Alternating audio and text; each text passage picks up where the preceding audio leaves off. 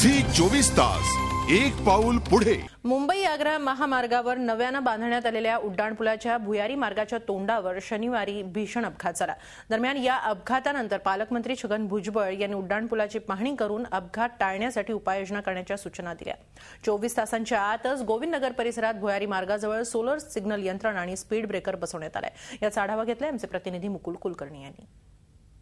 लोकप्रतिनिधी आणि सरकारी अधिकाऱ्यांनी ठरवलं तर कुठलीच गोष्ट अशक्य नाही याचा प्रत्यय सध्या नाशिककरांना एका दिवसात येऊ लागलाय। मात्र त्यासाठी गरज आहे कुणाच्या तरी बलिदानाची। आपण आता आहोत गोविंदनगर परिसरामध्ये।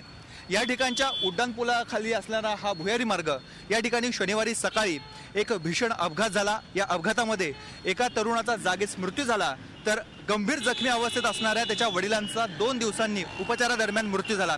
त्यावेळी या ठिकाणी कोणत्याही प्रकारची सिग्नल यंत्रणा कार्यान्वित नव्हती, कुठल्याही प्रकारचे गतिरोधक नव्हते। त्यानंतर तातडीनं पालकमंत्र्यांनी सर्व शासकीय अधिकाऱ्यांची आणि हायवे अथॉरिटीच्या अधिकाऱ्यांची बैठक बोलावून त्यांना तत्काळ इथे सिग्नल यंत्रणा कार्यान्वित करण्याच्या सूचना केल्या। त्याचबरोबर गतिरोधक बसवण्याचेही आदेश देण्यात आले। पालकमंत्र्यांची सूचना झाल्या एका दिवसात या ठिकाणी आपण बघतोय गतिरोधकही बसवण्यात आलेले आहेत, त्याचबरोबर सिग्नल यंत्रणाही आहे। आणि दुसरीकडे आपण बघतोय पोलीस जे हवालदार आहेत, वाहतूक कर्मचारी आहेत, ते पण या ठिकाणी आपलं कर्तव्य बजावताना दिसत आहेत। जर हीच खबरदारी या प्रशासकीय अधिकाऱ्यांनी आणि लोकप्रतिनिधींनी आधी घेतली असती, कारण गेल्या 6 महिन्यांपासून इथे वाहतुकीचं नियोजन करण्याची नागरिकांची मागणी होती, ती जर त्याच वेळी त्याची दखल घेतली गेली असती तर 2 जीव नाशिककरांचे जे प्राण होते 2 जणांचे ते निश्चितच वाचले असते, अशी भावना नाशिककरांकडून व्यक्त होते।